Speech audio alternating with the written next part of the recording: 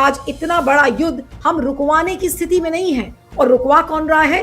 पाकिस्तान, जो हमारा दुश्मन देश है, उसको एडवांटेज मिली है कि आप मीडिएटर का रोल प्ले करिए और इस युद्ध को रुकवाइए। ये कितना बड़ा तमाचा है भारत सरकार पर कि आज हम हाथ पर हाथ रखकर बैठे हैं। हम इंतजार कर रहे हैं कि कब हमें भीख में 2 टैंकर्स मिल जाएंगे गैस के, लेकिन जो असली युद्ध रुकवाने का काम है वो पाकिस्तान कर रहा है। इस्लामाबाद में ये बैठक हो सकती है क्योंकि वो एक न्यूट्रल साइट है, वहां पर अमेरिका का कोई मिलिट्री बेस नहीं है। So Pakistan is considered to be a neutral country for America. Meenu ji, आपने कई कार्यक्रमों में इसके पहले भी ये बात बोली थी और कि पाकिस्तान देखेगा कि एक इम्पोर्टेंट रोल में आएगा, और आज पाकिस्तान उसी रोल में अपने आप को उसने ढाल लिया। हम शांति चाहते हैं, ये शुद्ध शांति का दौर है, ये युद्ध का दौर नहीं है। और खुद ऑपरेशन सिंदूर कर रहे हैं आपने तो खुद पाकिस्तान का पानी रोक रखा है। आप कैसे उस देश को समझाएंगे कि भाई, उन देशों को समझाएंगे कि भाई डिसैलिनेशन प्लांट है, जो वाटर डिसैलिनेशन प्लांट है, उन पे गोलियां मत चलाइए, गोले मत बरसाइए। वो कहेंगे तू कौन आया भाई समझाने वाला हमें, तू तो खुद पानी रोके बैठा है पाकिस्तान का। पूरा विश्व वाहवाही करता, पूरा विश्व तहे दिल से शुक्रिया करता। त्राही त्राही मची हुई है पूरे देश में, पूरे विश्व में। उसमें इंतजार था कि कोई आए।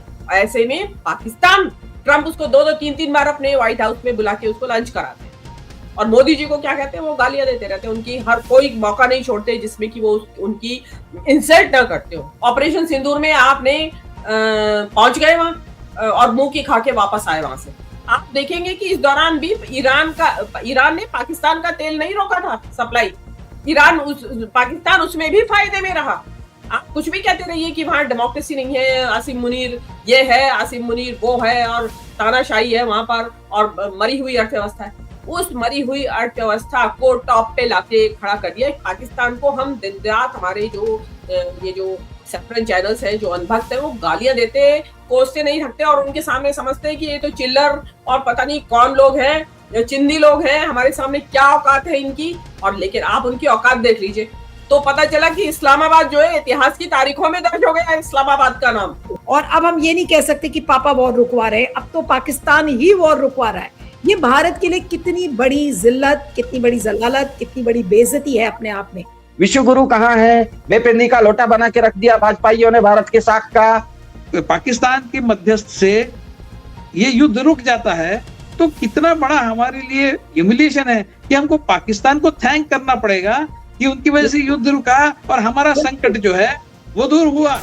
इस समय ईरान युद्ध को आपने देखा कि कल किस तरीके से डोनाल्ड ट्रंप ने ये कहा कि अब 5 दिनों तक वो कोई मिलिट्री स्ट्राइक नहीं करेंगे। उन्होंने ये भी कहा कि ईरान से हमारी बातचीत चल रही है। लेकिन अब ये खबरें आ रही हैं और तमाम न्यूज वेबसाइट्स पर, एनडीटीवी पर, ट्रिब्यून पर उनके स्क्रीनशॉट दिखाते हैं कि ये जो बातचीत का दरवाजा खुला है, इसके लिए पाकिस्तान जिम्मेदार है। अब आप ये सोचिए कि पाकिस्तान इस ईरान युद्ध को रुकवाने में मदद कर रहा है। मीडिएटर के रोल में इस समय ईरान सामने नजर आ रहा है। यह भी बताया जा रहा है कि आसिम मुनीर की, जो पाकिस्तान के आर्मी चीफ हैं, उनकी बात हुई है।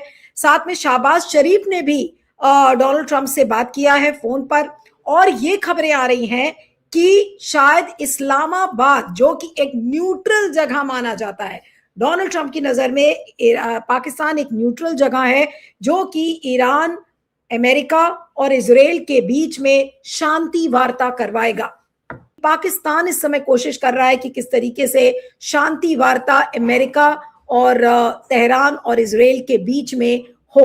अब आप ये देखिए, और लाइकली इन इस्लामाबाद, यानी कि ये जो शांति बैठक है ये भी इस्लामाबाद में हो सकती है। अब आप ये सोचिए, भारत ब्रिक्स नेशंस की चेयरमैनशिप है इस समय भारत के पास, लेकिन फिर भी आज इतना बड़ा युद्ध हम रुकवाने की स्थिति में नहीं है। और रुकवा कौन रहा है? पाकिस्तान, जो हमारा दुश्मन देश है, उसको एडवांटेज मिली है कि आप मीडिएटर का रोल प्ले करिए और इस युद्ध को रुकवाइए। तो कहाँ गया वो जो पूरा इकोसिस्टम था जो कहता था पापा वॉर रुकवा रहे हैं, और लोग कह रहे थे कि अरे भाई युद्ध, देखिए हमारे टैंकर्स आ रहे हैं। बड़े बड़े गोदी मीडिया के एंकर्स भी उन्होंने बोलना शुरू कर दिया था, अरे चिंता की कोई बात नहीं है, देखिए रोज हमारे यहाँ 1-2 टैंकर्स आ रहा है। आज देखते देखते इस पूरे युद्ध को रुकवाने का काम पाकिस्तान करने लगा। आज क्या इस पर चर्चा ना की जाए? या आज इस पर मोदी सरकार से सवाल नहीं पूछे जाने चाहिए कि भारत को उन्होंने लाकर कहां खड़ा कर दिया है? किस लिहाज से आज हम ब्रिक्स की चेयरिंग कर रहे हैं? उससे अच्छा है कि बोल दें कि भाई हम ब्रिक्स की चेयर भी नहीं करेंगे, चेयरमैनशिप की क्या जरूरत है ब्रिक्स के? अगर पाकिस्तान को ही सारा लेवरेज देना है तो पाकिस्तान को ही उस भूमिका में ले आए, भारत की क्या जरूरत है इसमें? ये कितना बड़ा तमाचा है भारत सरकार पर कि आज हम हाथ पर हाथ रखकर बैठे हैं, हम इंतजार कर रहे हैं कि कब हमें भीख में 2 टैंकर्स मिल जाएंगे गैस के, लेकिन जो असली युद्ध रुकवाने का काम है वो पाकिस्तान कर रहा है। आज ये चीज क्या मोदी सरकार को पच रही है? आज क्या मोदी सरकार को ये चीज देख के कोई फीलिंग नहीं हुई होगी? हिंदुस्तान के लिए 2 प्रॉब्लम्स हैं। ये 2 चीजें दर्शाता है ये मूव जो है पाकिस्तान को मीडिएटर बनाने का। कि पहली बात तो डोनाल्ड ट्रंप हमारी इज्जत नहीं करते। इसके बावजूद कि उनके लिए ट्रंप सरकार अगली बार और ये सब किया गया, उनको गले लगाया गया। वो जो है सिर्फ ताकत की इज्जत करते हैं, वो इसको कमजोरी की निशानी मानते हैं। अगर कोई उनके सामने ज्यादा झुकता है, ज्यादा चापलूसी, गिड़गिड़ाता है, हंसता है, तो वो उसको कमजोरी मानते हैं। अ, दूसरी बात ये है कि वो हिंदुस्तान को शायद उतना नजदीक नहीं समझते अपने जितना पाकिस्तान को समझने लगे, क्योंकि पाकिस्तान और आसिम मुनीर और शहबाज शरीफ ने उनकी रग समझ ली है। दूसरी तरफ ईरान भी हिंदुस्तान पे भरोसा नहीं करता, क्योंकि प्रधानमंत्री हमले से 2 दिन पहले जाके गले से लगा रहे थे नेतन्याहू को, उनकी पार्लियामेंट में खिलखिला के हंस रहे थे और उनको अपना भाई बता रहे थे। तो ऐसा हो नहीं सकता, और ईरान को भी सही लगता है कि हिंदुस्तान को मालूम था कि हमला होने वाला है, वरना 1-2 दिन पहले कोई जाता नहीं आक्रमण शुरू होने से पहले। खतरा होता है ना, तो बताते हैं। तो और खतरा तो आप देख ही नहीं थी, मंडरा रहा था कई हफ्ते से, बिल्डअप हो रहा था यूएस फोर्सेस का। और तो तो ईरा बल्कि ईरान ही नहीं, पूरा ग्लोबल साउथ अब हिंदुस्तान को ऐसे देखता है जैसे इसराइल और अमेरिका के साथ ही खड़ा हुआ है हिंदुस्तान, उसको अलग नहीं समझते। ये हमारी फॉरेन पॉलिसी की बहुत बड़ी नाकामयाबी रही। एक तो सन्नाटा सा है, कोई आवाज ही नहीं आती कि चाहे कुछ भी हो जाए दुनिया में, चाहे कितना भी घोर अपराध हो रहा हो। फिर हमने आक्रमण शुरू होने के बाद भी कोई निंदा नहीं की, हेड ऑफ स्टेट को मार दिया, वो उनके हेड ऑफ रिलीजन भी थे। उसके बाद से हिंदुस्तान के ऊपर ईरान को तो इतना भरोसा नहीं है कि वो उनको मीडिएटर बनाए। मीडिएटर उसको बनाया जाता है जिसके ऊपर काफी भरोसा होता है। वो टर्की और इजिप्ट का भी नाम आ रहा है, लेकिन टर्की और इजिप्ट के साथ पाकिस्तान क्या मिलकर ये शांति वार्ता नहीं करवा रहा? और अभी तो ये भी आ रहा है कि इस्लामाबाद में ये बैठक हो सकती है क्योंकि वो एक न्यूट्रल साइट है, वहां पर अमेरिका का कोई मिलिट्री बेस नहीं है। So Pakistan is considered to be a neutral country for America. ये अपने आप में कितनी बड़ी बात है? इसी तरीके की खबरें छपी है सब जगह। मिल सकते हैं कहीं पे भी। और पर ये कि कई दफा शहबाज शरीफ की बात हो चुकी है ईरान के प्रेसिडेंट पेजेश्कियान से, ये बताया जा रहा है खबरों में। और ये भी कि आसिम मुनीर और शहबाज ने ट्रंप से बातें की हैं।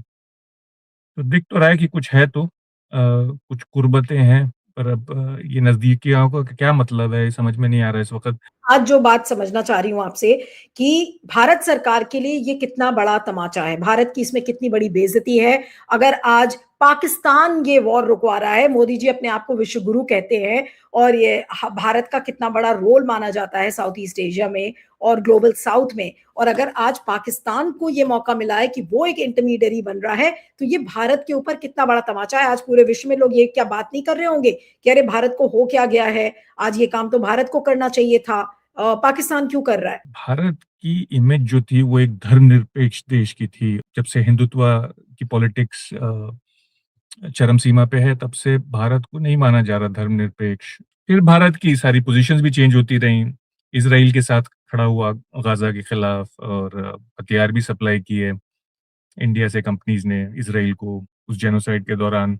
दिखाया गया कि बहुत कुर्बतें हैं, बहुत नजदीकियां हैं, नेतन्याहू से गले मिल रहे हैं, खिलखिला के हंस रहे हैं, पीठ थपथपा रहे हैं, और ट्रिप्स लगा रहे हैं वहां पे। तो हिंदुस्तान को ग्लोबल साउथ में अब जो ग्लोबल साउथ का जो यानी प्रगतिशील देशों की जो जज्बात हैं, वो फलस्तीनियों के साथ हैं, और इसीलिए जो भी केसेस लाए गए हैं यूएन में एक्सेट्रा, वो साउथ अफ्रीका और बाकी ग्लोबल साउथ के मुल्कों ने लाए, और ब्रिक्स ने भी, जिसकी प्रेसिडेंसी इंडिया के पास है, और अरागची ने कहा इंडिया से कि आप भी कंडेम कीजिए, क्योंकि बाकी सारे ब्रिक्स कंट्रीज जो हैं वो कंडेम कर रहे हैं इस अटैक को हमारे ऊपर और हमारे लीडर के असैसिनेशन को, हत्या को। पर इंडिया की चुप्पी बनी रही, हालांकि बिल्कुल। बाकी सब ने, रशिया, चीन, साउथ अफ्रीका, सब ने कंडेम किया है इसको। मीनू जी, आपने कई कार्यक्रमों में इसके पहले भी ये बात बोली थी, और कि पाकिस्तान देखेगा कि एक इम्पोर्टेंट रोल में आएगा, और आज पाकिस्तान उसी रोल में अपने आप को उसने ढाल लिया। आज अमेरिका उसको एक्नॉलेज कर रहा है, ईरान उसको एक्नॉलेज कर रहा है, इजराइल उसको एक्नॉलेज कर रहा है। आज आपकी जो कही हुई बात एक तरीके से वो सच होती नजर आ रही है। जी Meenu ji. Thank you Neelu. Number एक, आपको याद रहा कि मैंने ये स्टेटमेंट कई बार, एक बार नहीं, ऑलमोस्ट हर एक शो में शायद दी होगी। 2-3 शो का तो मुझे पक्का याद है। I try to find out, मैंने सर्च करने का भी कोशिश किया कि मुझे वो स्टेटमेंट मिल जाए, ताकि मैं बता सकूं दर्शकों को कि मैंने ये, कि पाकिस्तान इसमें मध्यस्थता करेगा, ये शब्द इस्तेमाल किए थे मैंने, और उसके कारण भी बताए थे, और ये भी बताया था कि भारत को क्यों नहीं बुलाया जाएगा और पाकिस्तान क्यों मध्यस्थता करेगा। आज जो है, जो आपका स्टेटमेंट है और जो खबरें आ रही हैं, उससे आज मेरी बात जो है वो बिल्कुल अक्षरशः सिद्ध हुई है। अब इसमें सबसे पहली बात तो ये आती है कि भारत को बुलाया क्यों नहीं गया। भारत चौथे नंबर की तो अर्थव्यवस्था बताते हैं हम, है भाई, ग्लोबल साउथ की चौथे नंबर की अर्थव्यवस्था विश्व की, और उसका इतना भी क्लाउट नहीं है अपने रीजन में कि वो दोनों, जो उसी देश के जो इलाके में, जो उसी ग्लोबल साउथ में इजराइल एंड ईरान लड़ रहे हैं, और वो उनको बैठा के बोले कि यार आप बैठिए इधर और बिल्कुल मामले को सुलझाइए, लड़ाई से नहीं, नेगोशिएशन से, डिप्लोमेसी से सुलझाइए। वो ये नहीं कर पा रहे हैं। उसके बदले, और उसके अलावा आप बार बार वो भाषण देते हैं कि ये हम बुद्ध के देश से आए हैं, हम युद्ध के देश से नहीं आए हैं, हम शांति चाहते हैं, ये शुद्ध शांति का दौर है, ये युद्ध का दौर नहीं है, और खुद ऑपरेशन सिंदूर कर रहे हैं। आप जो है ब्रिक्स के अध्यक्ष इस बार, इस चेयर है इस टाइम आप, और आपसे बार बार गुजारिश की ईरान ने कि आप ब्रिक्स का चेयर होने के नाते इसको आप कंडेम करिए, लेकिन भारत चुप बैठा रहा, बिल्कुल चुप बैठा रहा, एक शब्द नहीं बोले। आप यूक्रेन का युद्ध तो रुकवाने पहुंच गए थे तथाकथित तौर पे मोदी जी, लेकिन आपके पड़ोस में इतना बड़ा युद्ध छिड़ रहा है, और उससे वो युद्ध जिससे कि हमारे देश की अर्थव्यवस्था, हमारे देश की ऊर्जा सप्लाई, एलपीजी, ऑयल, सारा संकट में पड़ गया। देश में हल्ला गुल्ला, अफरा तफरी मच गई कि क्या होगा देश के अंदर, और उसके बाद भी हमारे प्रधानमंत्री शांत बैठे। लेकिन उसी दौरान में ये सब हलचलें चल रही थी, मैं उसी दौरान में मैं ये कह रही थी कि भाई पाकिस्तान को युद्ध के लिए बुलाया जाए, ये इसके मध्यस्थता के लिए बुलाया जाएगा, पाकिस्तान मध्यस्थता करेगा। इसके कई सारे कारण थे। उसमें जो एक कारण, सबसे पहले आप आ जाइए कि मुस्लिम आबादी को लेके ही आ जाइए। इंडिया जो है, ये जो ईरान के बाद इंडिया सबसे बड़ा देश है जहां पे वर्ल्ड की लार्जेस्ट शिया मुस्लिम आबादी रहती है। उसके बावजूद उस देश को नहीं बुलाया गया कि आप ईरान को चुप कराइए, आप ईरान को समझाइए, पूछा ही नहीं गया। और उसमें सबसे कंड्यूसिव पोजीशन मोदी जी की बनती कि आप इजराइल को भी समझा सकते हैं और आप ईरान को भी समझा सकते हैं, लेकिन मोदी जी सीधे सीधे इजराइल के पक्ष में जाके खड़े हो गए। ईरान के जो सुप्रीम लीडर की हत्या हो गई, उनकी हत्या को कंडेम करना तो बहुत दूर, उन्होंने शोक तक भी प्रकट नहीं किया। 150 से ज्यादा बच्चों के स्कूल को बम गिराकर वहां बच्चों को हलाक कर दिया गया। हमारी तरफ से सन्नाटा बिल्कुल। हमने ये भी कोशिश नहीं की कि कम से कम ये तो विवेक रखते कि सही क्या है और गलत क्या है, लेकिन हमने वो भी विवेक नहीं रखा। हमें तो ये लगता रहा कि क्योंकि हमारी जो राजनीति है, हमारी जो कूटनीति, वो हमारी डोमेस्टिक पॉलिसी से गाइडेड रहती है, उसी से चलती है, उसी से ऑपरेट करते हैं, क्योंकि हम एंटी मुस्लिम है। हमारी इस टाइम भी हमारी जो इंटरनल पॉलिसीज है, हमारी जो राजनीति है, वो एंटी मुस्लिम है। उसके लिए हम किसी भी ऐसे मुल्क को बात नहीं करेंगे, ना उसके नेता की हत्या पे भी शोक नहीं जताएंगे कि जिससे कि ये हमारे देश के हिंदुओं को ये मैसेज जाए, हिंदू अंधभक्त जो हैं, सभी हिंदुओं को नहीं मैं बात कर रही हूं, कि हिंदू अंधभक्तों को ये मैसेज आए कि मोदी जी तो भाई मुसलमान मुल्क के पक्ष में जाके खड़े हो गए हैं। और तीसरी बात, आपने तो खुद अब पाकिस्तान का पानी रोक रखा है। आप कैसे उस देश को समझाएंगे कि भाई, उन देशों को समझाएंगे कि भाई डिसैलिनेशन प्लांट है, जो वाटर डिसैलिनेशन प्लांट है, उन पे गोलियां मत चलाइए, गोले मत बरसाइए। वो कहेंगे तू कौन आया भाई समझाने वाला हमें, तू तो खुद पानी रोके बैठा है पाकिस्तान का। तो उस हिसाब से भी मोदी जी नहीं कर सकते थे, क्योंकि बिल्कुल साफ बात है कि आप कैसे समझाएंगे किसी दूसरे को कि तुम पानी के ऊपर मत आक्रमण करो, प्यासा मत मारो किसी को। आप तो खुद सिंधु जल संधि को सस्पेंड किए बैठे हैं, पानी रोके बैठे हैं। आप कैसे समझे, आप उनको कैसे समझाएंगे? तो आप तो हर तरीके से, आपने सब तरीके से सक्षम होते हुए भी, सारी क्वालिटीज थी इंडिया के पास इस युद्ध की मध्यस्थता करने की। पूरा विश्व वाहवाही करता, पूरा विश्व तहे दिल से शुक्रिया करता, क्योंकि हॉर्मुज के जो बंद होने के बाद से जो एक त्राई त्राई मची हुई है पूरे देश में, पूरे विश्व में, उसमें इंतजार था कि कोई आए। ऐसे में पाकिस्तान वहां पे उस देश का और आर्मी पर्सनल, वो सरकार का मुखिया बना हुआ है ईरान, ट्रंप का। ट्रंप उसको 2-3 बार अपने व्हाइट हाउस में बुला के उसको लंच कराते हैं, और मोदी जी को क्या कहते हैं, वो गालियां देते रहते हैं। उनकी हर कोई मौका नहीं छोड़ते जिसमें कि वो उनकी इंसल्ट ना करते हो मोदी जी की।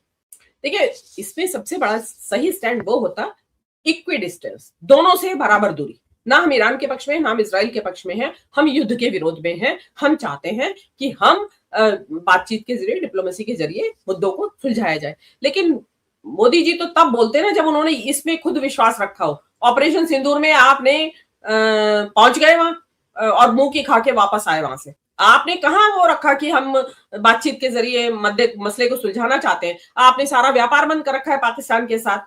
आपके यहाँ तो बिल्कुल, मतलब किसी को अगर जो अंधभक्त है मोदी जी के, उनको अगर किसी को गाली देनी होती है तो वो ये गाली दी जाती है, आप पाकिस्तान चले जाइए, आपको यहाँ अच्छा नहीं लग रहा है। आपको मोदी सरकार की आलोचना कर रहे हैं तो आप पाकिस्तान चले जाइए। आप सरकार की नीतियों की आलोचना कर रहे हैं तो आप पाकिस्तान चले जाइए। मतलब पाकिस्तान का नाम गाली की तरह इस्तेमाल किया जाता है। तो आप तो हकदारी छोड़ बैठे हैं, क्योंकि आप न केवल एक मुस्लिम देश के, कई आप फलस्तीन के मामले में आप खुल के साथ नहीं आते हैं। आप हाँ जरूर अरब देशों के साथ जरूर आप गलभैया करते हैं, गले पड़ते हैं उनके सुल्तानों के, शेखों के साथ। केवल गले पड़ना, नेताओं को गले पड़ के बताना इज नॉट योर से। मैं तो शुरू से देख रही थी, क्योंकि पाकिस्तान को मीडिएशन के लिए, पाकिस्तान में भी शिया आबादी है, पाकिस्तान शिया आबादी है, और पाकिस्तान का बहुत लंबा बॉर्डर ईरान से लगता है। आप देखेंगे कि इस दौरान भी ईरान ने पाकिस्तान का तेल नहीं रोका था सप्लाई। पाकिस्तान उसमें भी फायदे में रहा। अब यहाँ पे बात आती है कि किसकी डिप्लोमेसी ज्यादा सफल, किसकी विदेश नीति ज्यादा सफल, किसके नेता ज्यादा सफल। आप कुछ भी कहते रहिए कि वहां डेमोक्रेसी नहीं है, आसिम मुनीर ये है, आसिम मुनीर वो है, और तानाशाही है वहां पर, और मरी हुई अर्थव्यवस्था है। उस मरी हुई अर्थव्यवस्था को टॉप पे लाके खड़ा कर दिया। पाकिस्तान को भी जाने दीजिए। इस टाइम आपके पास एक और सबसे बड़ी एडवांटेजेस पोजीशन थी कि आप ब्रिक कंट्रीज में हैं, ब्रिक कंट्रीज की चेयर है आपके पास, और ईरान ब्रिक कंट्रीज का मेंबर है, और वो खुद कह रहा है कि आप ब्रिक कंट्रीज के चेयर होने के नाते प्लीज कंडेम करिए। हमारे पास कोई जवाब ही नहीं है। हम उल्टे उनको सलाह दे रहे हैं कि ऐसे इंफ्रास्ट्रक्चर पे और सिविल ठिकानों पे हमले नहीं होने चाहिए। हम उनको उपदेश दे रहे हैं, जैसे कि हमने खुद सिंधु जल का पानी हमका चालू कर दिया है उनको गर्मी में, ताकि वो प्यासे ना मरे। हमने वो कर रखा है। तो हमारी तो जो क्वालिफिकेशन थी, हमने उसको अपने व्यवहार से डिसक्वालिफिकेशन बना लिया अपनी। तो हमें तो कोई कंसीडर करने को तैयार ही नहीं है, और होना भी नहीं चाहिए। और इन्हीं सारे मुद्दों को ध्यान में रखते हुए मैंने आज, जिस दिन से ये वॉर शुरू हुआ था, उसके बाद लगातार कहा कि पाकिस्तान मीडिएशन करेगा इस पे, और मुझे मिल जाएगी वो रील, तो मैं आपको जरूर भेजूंगी अगर मुझे कहीं मिला तो। I want to authenticate my talks कि मैंने जो कहा। और ये देखिए, हमारे लिए बहुत शर्म की बात है, आजू बाजू 2 देश, हम उस पाकिस्तान को हम दिन रात, हमारे ये जो सेपरेट चैनल्स हैं, जो अनभक्त है, वो गालियां देते, कोसते नहीं थकते, और उनके सामने समझते हैं कि ये तो चिल्लर और पता नहीं कौन लोग हैं, चिंदी लोग हैं, हमारे सामने क्या औकात है इनकी। और लेकिन आप उनकी औकात देख लीजिए। आज सबसे बड़ा, अगर ये शांति हो जाती है उनके मीडिएशन से, और जैसा कि आपने बताया गया कि अगर इस्लामाबाद, तो पता चला कि इस्लामाबाद जो है इतिहास की तारीखों में दर्ज हो गया इस्लामाबाद का नाम। जैसे होते थे जिनेवा में होती थी टॉक्स, अभी तक दुनिया में अगर जो भी कॉन्फ्लिक्ट्स होते थे उनकी टॉक्स स्विट्जरलैंड में जिनेवा को होती थी, अब इस्लामाबाद नया जिनेवा बन गया है। ये हमारे लिए बहुत शर्म की बात है, चौथे नंबर की लिए, महामानव के लिए, और ये जो विश्व गुरु के लिए, और नॉन बायोलॉजिकल के लिए। आप कुछ नहीं कर पाए, गुड फॉर नथिंग। आप मोदी जी को तो चाहिए कि देश को और शर्मसार ना करे, गद्दी छोड़े, एक तरफ हो जाए। आपके बस का नहीं है, आपकी बजाय कोई और लीडर बीजेपी का ही होता, शायद अच्छा भूमिका अदा कर जाता। समय की नजाकत को देखते हुए बोल पड़ता कि नहीं, गलत हो रहा है। आपने वो भी नहीं बोला, टेप लगाए बैठे रहे, आप बैठे रहिए, आप टेप ही लगी रहेगी अब आपके मुंह पे। आप किसी लायक नहीं छोड़ा आपको ईरान ने और ट्रंप ने आपको। और अब हम ये नहीं कह सकते कि पापा वॉर रुकवा रहे हैं, अब तो पाकिस्तान ही वॉर रुकवा रहा है। ये भारत के लिए कितनी बड़ी जिल्लत, कितनी बड़ी जलालत, कितनी बड़ी बेइज्जती है अपने आप में, जो कि हम बोलेंगे नहीं, या फिर हम ये कहेंगे कि नहीं आप ये पाकिस्तानी एजेंडा चला रहे हैं, अगर आप इस पे बात करते हैं तो आप पाकिस्तानी है। ये खबर इतनी बड़ी है। देखिए टीआरटी वर्ल्ड का एक ट्वीट मैं आपको दिखाना चाहती हूँ। प्रिया, अगर आप बैक स्टेज में, मैंने आपको टीआरटी वर्ल्ड का एक ट्वीट भेजा है, उसको प्ले करिए। देखिए, बड़ा इंटरनेशनल चैनल है, उसने लिखा है कि Pakistan is mediating to end the US Israeli war on Iran, reports say with a mooted summit in Islamabad to possibly include US Vice President Vance and top Tehran officials। TRT world की credibility काफी अच्छी है, और जितना मैं जानती हूं TRT world गलत खबरें नहीं देता है। और अगर मूटेड समिट की बात टीआरटी वर्ल्ड कर रहा है कि इस्लामाबाद में एक मूटेड समिट होगी जिसमें कि पॉसिबली, संभवतः US vice president JD Vance और जो तेहरान के टॉप ऑफिशियल्स हैं उनका सम्मेलन होगा, या वो मिलेंगे और किसी तरीके की बातचीत करेंगे। पहले चुना तुर्की को, दूसरा चुना पाकिस्तान को कि इनको हम मध्यस्थ बनाएंगे। ये बना कौन रहा है? अमेरिका और इजराइल बना रहा है। और ये वही तुर्की का ड्रोन है जो पाकिस्तान ने ऑपरेशन सिंदूर में भारत के ऊपर हमला किया था। जो ये दोनों देश हैं, इन मतलब अमेरिका, तुर्की और पाकिस्तान के माध्यम से मध्यस्थता करना चाहता है। और भाजपा एक के लिए, मतलब ट्रंप साहब अमेरिका के लिए इस बार, अब की बार ट्रंप सरकार करके आई है, और दूसरा इजराइल के लिए फादरलैंड करके आई है।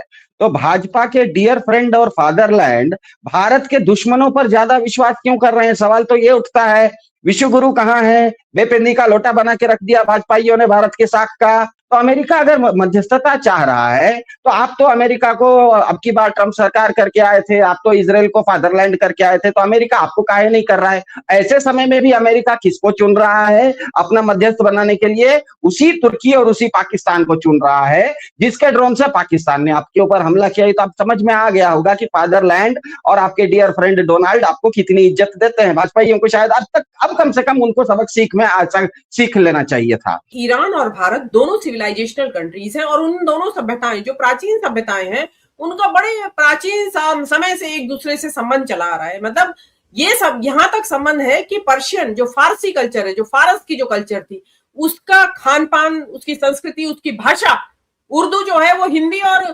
पर्शियन की तो मिक्स है, उसी की तो हाइब्रिड है उर्दू भाषा। आज हमारी भाषा में जो हम बोल रहे हैं उसमें ईरान के इतने सारे शब्द हैं। आप ईरान के नेताओं की भाषण सुनेंगे तो उनको लगेगा अरे बीच बीच में बहुत सारे ऐसे वर्ड्स बोल रहे हैं जो कि हम भी बोलते हैं।